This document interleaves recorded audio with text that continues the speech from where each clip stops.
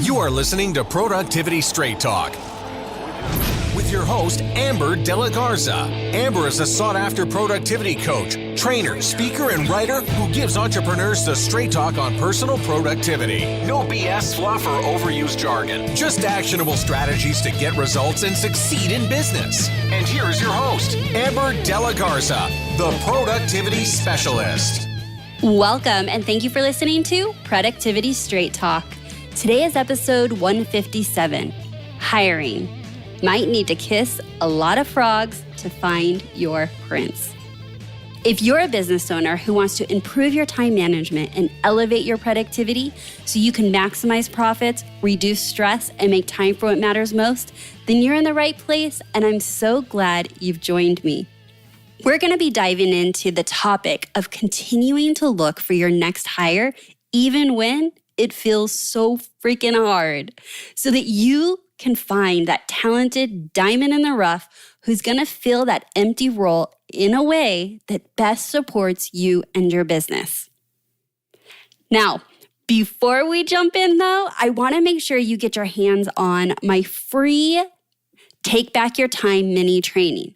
And now I'm leading with free because I want you to grab it, but I don't want you to discount for a moment what you will get out of this training. I am literally sharing with you how you can reclaim 30 minutes each and every day.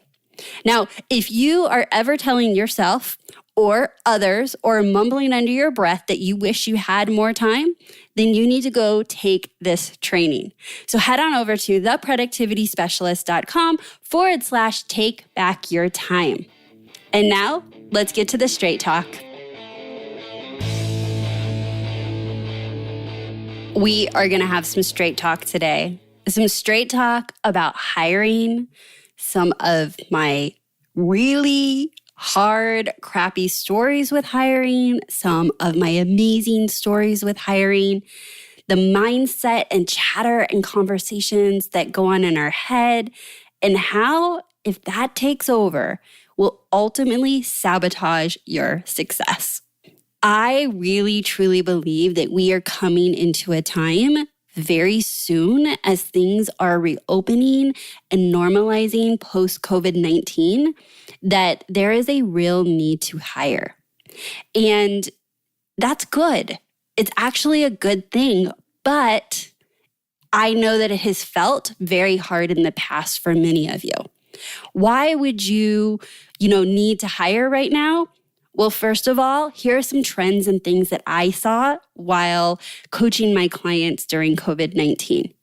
Number one, the first wave was that right away, there were many employees or contractors that, quite frankly, quit. Like they were guaranteed virtual, they were guaranteed income. None of that was an issue.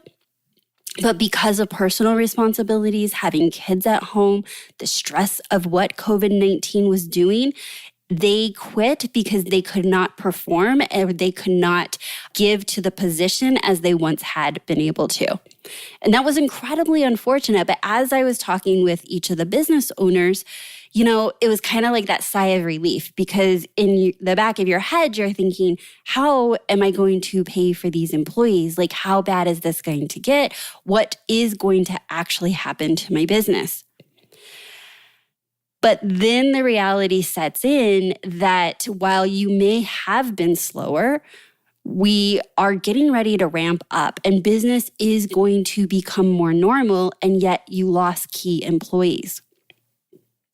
The other reason you may need to hire is because you did need to make the hard decision of laying off employees or contractors because business was so slow. And as re-entry is happening and business is picking up, your business has a real need to hire. All right, so now however we got to this point, I think that there's also this common wild card that happens no matter if we're talking post-COVID-19 or in the middle of COVID-19. And that's the sheer fact that either you were not happy with an employee or contractor or they're not happy working with you. Meaning not particularly you, but they just don't love the role or the position or the hours or something. And that leads me into another thing that I've seen frequently. There is a lot of conversation about wanting to find more joy and really going after what is lighting us up, both for my business owners, which are amazing conversations to have about what we'll actually create now that we've all had a shakeup of what really matters to us. But our employees and contractors are also having those same thoughts and feelings. And so perhaps that has had them leave you or maybe not even as engaged in the role. All right. Now, lastly, this is why we're having this conversation, because there's so many reasons why we need to be talking about hiring, is what I personally have experienced. And that is that I had an employee that was no longer able to serve because of the stress of COVID-19 and the stress of just really everything that's going on in the world. And quite frankly, I know this has been hard for you too. So think about how hard it has been for you to navigate and hold on to your dreams and to show up each day. And now think about what that's like for our employees and our team. And unfortunately, that's what happened recently in my business and has been making me right in the middle. And actually, right before recording this, I'm in the midst of interviews for a new role in my company. Not a new role, a new position that's now available. Look, we have to have grace, and you may find yourself having so much grace that it is causing problems and your business is suffering. I don't want that for you, and I don't want you to settle. Now, while I am definitely not settling for missed deadlines and not being able to show up or do great work because of so many distractions, I did come to this situation with a tremendous amount of grace and seeking to understand and to accommodate because of these uncharted waters that we all find ourselves in. But ultimately, the decision needed to be made, not because I really, really liked her or not because she was actually really, really good at her job, but that she could no longer perform in a way that my business needed. And so now I'm back at the thing that honestly I don't love, which is hiring. I don't love the process. I don't love all the people that I swear are bold-faced lying to me when they fill out an application or honestly in interviews, and then you do secondary interviews, or perhaps you hire them and you're like, that's nothing about what you said in the interview. None of that I like, none of it I enjoy. I don't like the uncertainty of who may fill that role. I don't like the slowdown in my business. Like that I hate. I hate that tasks have to come back to my plate in addition to being the person that needs to figure out how to project manage a hiring. All right, so that's a lot of things not to like. But here's why I do it. My business needs it, and I am so hopeful that I am going to find that person that literally lights it up. Like, I am so hopeful because I've had great hires. I am so hopeful because one great hire can absolutely change the trajectory of your business and, quite frankly, the way you show up in your business. In this episode, my goal was really to pull back the curtains and really talk about the mindset to move into hiring even when it's hard. And the reason I chose that over specific strategies and how-tos, and this is how to filter applications, this is how to write applications, this is how to interview, is that is out there. That information is out there. You've probably heard about it, or you've had a coach that's helped you with it, or there's been trainings about it, or you can read an article. However, even if you know that, if you don't get your mindset right about it, you won't even approach it, right? Like if you're discouraged and you don't think that it's really worth it, and you start rationalizing and negotiating with yourself that you can just figure it out, you'll just do it. Or maybe the business doesn't really need it, or whatever that chatter is going on in your head, And in fact, even if you have an employee, this is where I see this happen a lot. If an employee leaves you, you're forced. More or less, what you need to do is hire, right? Like you need to fill a position. But what I have found is that if you don't get this mindset right, you start settling and lowering the bar with the employees or contractors that you do have for fear of moving into the steps of hiring. All right, so this is super, super important that we really shut that down, because I have even had those conversations with myself and have had to shut them down. And when I say I've had them, I mean like yesterday. All right, so I'm going to give you some behind the scenes. I personally use Entreport, which is my whole back-end automation system. It's a great program.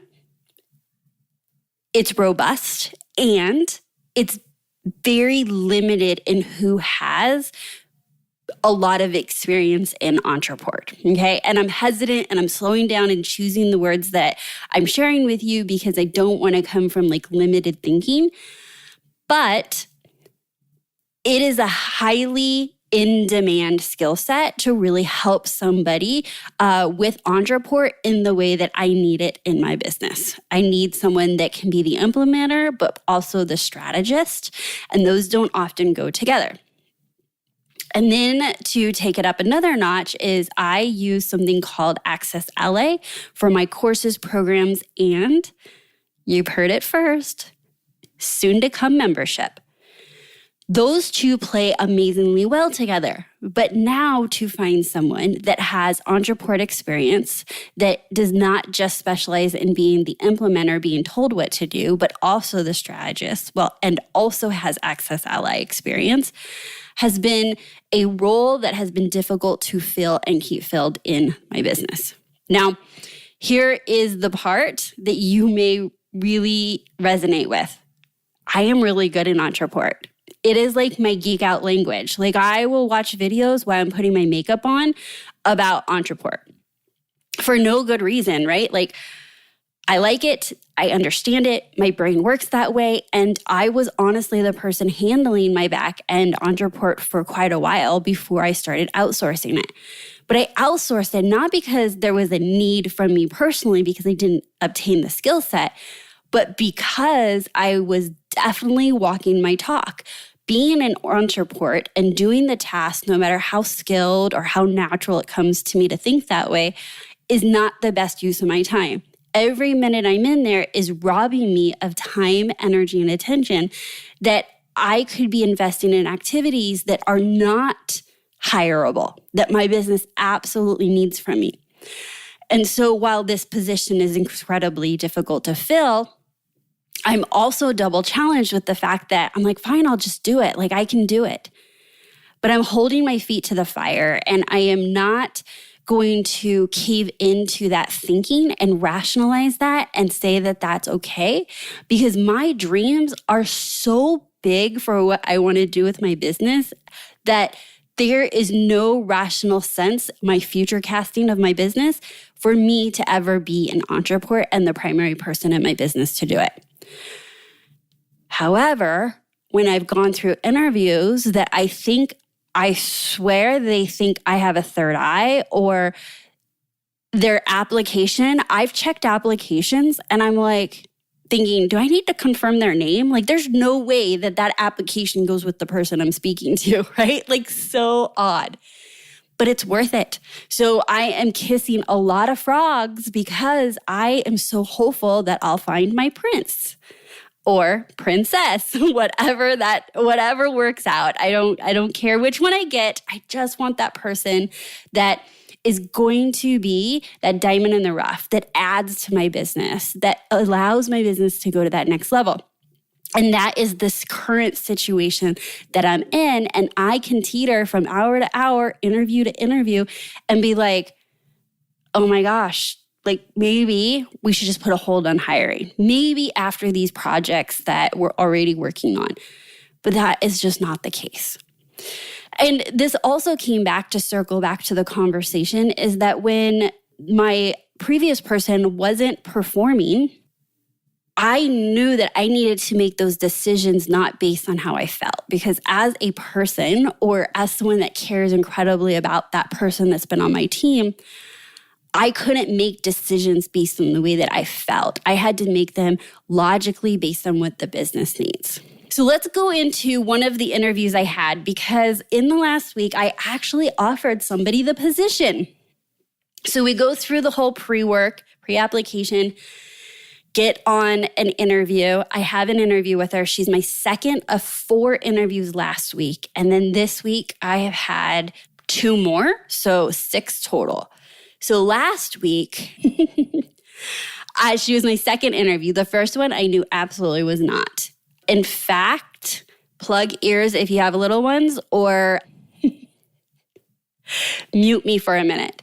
But the first guy actually decided the best way to show his work off on the memberships that he has built was to share a screen of a porn site.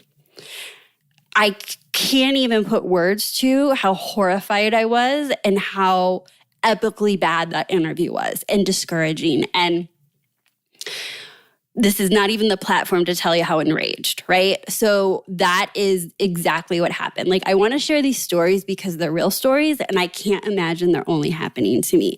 And the train wreck that I, in the future, I'm like, no, I don't want to do hiring again because I remember what happened. I remember that I interviewed that person or I hired that person, and think of all the bad things. I want to think of the positive wins that when you do the work and find that person, it's worth it. Then the second interview, she knocked it out of the park. I totally enjoyed the interview. Everything she answered was amazing. Her energy was amazing. I was like, oh my gosh, I'm so excited to see what the next 2 interviews are like. Like, what if they're even better than that? So of course I go into the next 2 interviews, and in my head, I'm comparing all of their answers and how the interview goes based on the benchmark that that previous person had set. So at the end of the day on Friday, I reached out and I said, I'd like to schedule a second interview. This is with interviewee number 2. And I scheduled that for Monday. I get on a Zoom interview with her on Monday. So now it was from Wednesday, the previous week, to Monday. And I jump on the call and I'm reviewing my notes, and I had some follow-up questions, and I had some clarity about the role and some additional questions that had come up in the meantime. So as I'm going through questions and having a conversation with her, I am thinking, what is wrong? Like, in my head, my gut is telling me the energy level is completely different. I'm like, did I say something? Like, what could possibly have shifted to where wouldn't believe it if I hadn't seen it myself, but that I was interviewing the same person? And so, just in my style of straight talk, I said, okay, but before we go any further, may I ask if you're still interested in the position? Because I felt a very different energy from you today than our last interview.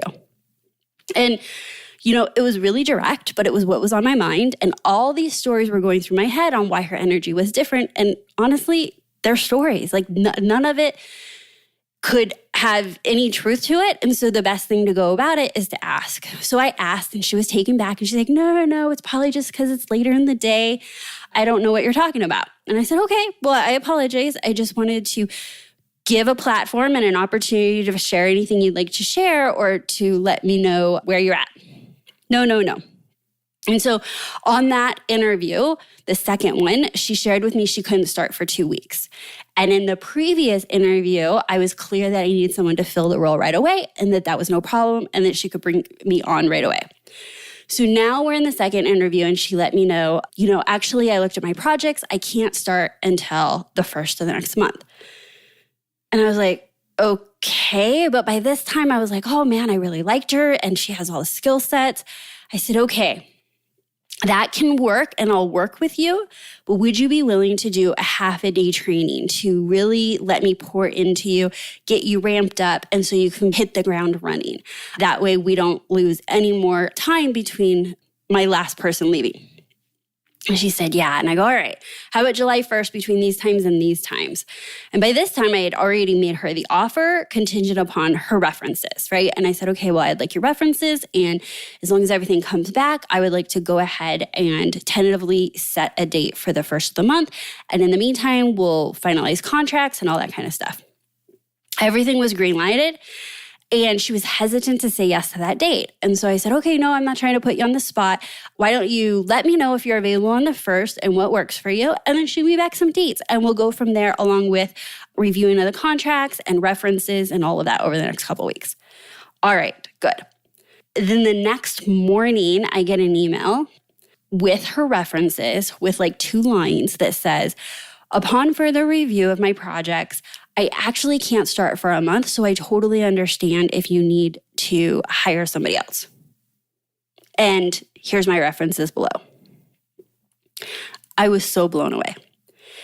But here's the deal. I needed to trust my gut. And my gut was telling me in the second interview immediately that something majorly shifted in energy. I still don't know what it was, but she didn't want to tell me or share with me or let me know that she was not still interested in the position. And so therefore it showed up as the hesitancy to schedule our training day and then the follow-up of knowing that I could not wait a month to fill this position. So that was a lot of lessons there for me, again, to really trust that instinct that when you get those red flags, no matter how badly you want to fill the position, trust those red flags. Because I dodged a bullet. Honestly, I would have hated to wait a month to onboard her, then onboard her, and then find out. Like that would have been really detrimental to my business. Even waiting 2 weeks, like if that wasn't a thing. So my first real tip here is always, always trust your gut. Do multiple interviews so that these kinds of things can pop up, so that if your energy is different or you think of different questions or you ask the same question in a different way and get a different answer, trust your gut. Don't be quick to hire. Be slow to hire and quicker to let go. And if you heard that, I said quicker, not quick. I think that's a whole nother episode of what we need to do to ensure that we're supporting our team the way that they need to be supported. But don't be so quick to let them go, but also do not drag it out. Back to the drawing board. So now I am tapping my sphere of influence. I'm tapping into my peers, and I'm going to interview again. And you know what? For a little while, I was grumpy about it and I didn't like the idea, but I truly feel that everything is meant to be. And that was opening up space for the perfect person to come into my team. So there are just a few of my most recent horror stories. Those were dodged bullets, rather, right? Like I didn't actually hire them. I have myself had some really bad hires. And with each bad hire, I have learned a lot. And I'm almost hesitant to even say bad hire. Like in the midst of it, it's frustrating. But every time I've had a mishire, I've learned so much about myself, so much more about what I need, so much more about the culture of my business, that it really did serve as a launching pad to find that next person. Now, I would love to bookend this with some really successful stories because, well, I'm telling you to go find your prince and to find the diamond in the rough. And my team, whom have been with me for quite a while, are amazing. I know you guys know, for those of you that have been longtime listeners, Crystal is literally my right-hand second brain and sometimes my first. She is amazing. My audio editor, amazing. My website developer, amazing. They've all been with me for quite a while. Those hires really, really allow me to lean into thinking about the positive. That now when I outsource anything to those people, I literally don't think about it again. Here are some mindsets I want you to avoid. Do not settle. Do not settle with current employees or contractors, and do not settle when you have interviews. I want you to know the bar that you're reaching for, and no matter how many interviews you have to go through, do not lower the bar. Your business deserves you to hold those standards. I also want you to think about the fact that if your voice is telling you that maybe this just isn't for me, maybe it wasn't meant for me to grow my team, maybe it's not meant for me to leverage through other people. If it is in your heart to grow your business past the capacity of you and only you, then you need to keep showing up and you need to keep doing hard things because it will pay off. The next mindset that I want you to squash every time you hear it is you'll just do it yourself. I want you to be so clear and so ruthless with the things that you do in your business that you are lit up about those things. That you are lit up not just because you're in your zone of genius, but because you're doing the things that bring you joy. And if you are rationalizing why you need to do more and more in your business or hold on to more and more for fear of hiring, then you will burn yourself out. That is exactly what will happen. You will burn out. You will no longer find joy in running your business. So I would rather go through the temporary pain of hiring so that I can have the long-term gain of running a business that really, really lights me up. Another mindset thing that can pop up is fear of success. So when we think of success and we're future casting what we see in our businesses and the growth, ultimately that generally means we need a lot more help, right? Like as we grow bigger, as we scale, as we serve more people, we can't do that single-handedly. And so sometimes we can couple that fear of success because we have to step into our leadership, because that means we have to depend on other people, because we have to ask for help. If these are areas in which you're uncomfortable with, you could ultimately be sabotaging your success because you fear what it's going to take from you in a leadership capacity when you get bigger and bigger. All right, so I want to close this out with my own personal affirmation. If you love it, if it resonates with you, take it. It's yours. Or perhaps it's going to just inspire you to create your own. If you have not already done so, I highly recommend you go back and listen to my episode about how to create customized affirmations. You can find that over at theproductivityspecialist.com/157. That's going to be this episode's show notes, and we will link out to that episode there. Be sure to go take a look at and find the affirmations episode. All right. My affirmation is, I surround myself with talented people who support me. I'll say that one more time. I surround myself with talented people who support me. Now imagine, I say this every day to help reprogram my mindset, because as I say it and as I believe it and I really live that out, it not only allows me to seek out talent that my business needs in addition, but it also lets me see the talent that is around me and trust that they are around me and supporting me. And by doing that, I get to show up as the leader that I want to be. I get to show up as the leader that is not micromanaging or doubting if we're all in this as a team, but truly, really treating my employees and hiring with the belief that I surround myself with talented people who support me. I have loved having you listen to this episode of Productivity Straight Talk, and I sure hope you have found some valuable nuggets that you can take away and take action on. So whether you are in the middle of hiring or you will most certainly be hiring in the future, know that no matter what strategy you employ, first and foremost, you gotta get your head straight around it. Stop sabotaging yourself around the idea of how hard it can be sometimes to hire. Because no matter how hard it may be in the moment, that is short-term pain for long-term gain. No change, no change. Without taking action, nothing will change for you or your business. If you have not done so already, look inside the show notes on any podcast player you are currently listening to me on, and there will be links to my free mini training, Take Back Your Time. Head on over to theproductivityspecialist.com/take back your time. Thank you so much. And I cannot wait to bring you next week's episode. Next week's episode is an interview with someone who I am talking all things about how can we be a good leader to our team, and specifically our virtual team. So head on back next week to hear that conversation. So that's my Straight Talk for today. Until next time, have a productive week.